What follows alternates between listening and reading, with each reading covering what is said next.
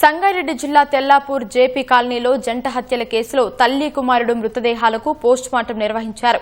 అనంతరం మృతదేహాలను వారి బంధువులకు కొల్లూరు పోలీసులు అప్పజెప్పారు. మరోపక్క బంధువులు మృతదేహాలను స్వగ్రామాలకు తీసుకెళ్లలేక స్థానికంగా ఉన్న ఎండీఆర్ ఫౌండేషన్ ద్వారా అంత్యక్రియలు నిర్వహించారు. అయితే శివరాజుకు అయిన గాయానికి సర్జరీ చేయాల్సి ఉండగా అతన్ని గాంధీ ఆసుపత్రికి తరలించారు. చంద్రకళ తల్లిదండ్రులు కర్నూలు జిల్లా ఎమ్మగనూరుకు చెందినవారు కాగా అపరిచింతకు వచ్చి స్థిరపడ్డారు.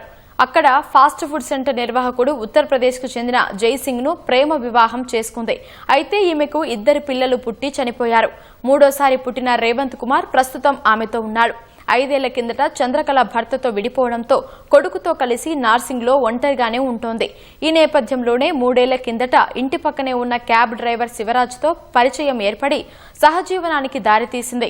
ఈమె టైలరింగ్, ఇతర పనులు చేసి బాగా సంపాదించేది. ఈమె డబ్బులు శివరాజ్కు ఇస్తూ ఉండేది. దీంతో పనికి వెళ్లకుండా జులాయిగా తిరిగేవాడు. ఈ నేపథ్యంలోనే కొన్ని రోజులు శివరాజ్కు దూరంగా ఉంది. దీంతో తల్లి కొడుకులను చంపేస్తానని బెదిరించడంతో నార్సింగ్ పోలీస్ స్టేషన్లో శివరాజ్పై చంద్రకళ ఫిర్యాదు చేయడంతో కేసు నమోదు చేశామని పోలీసులు తెలిపారు.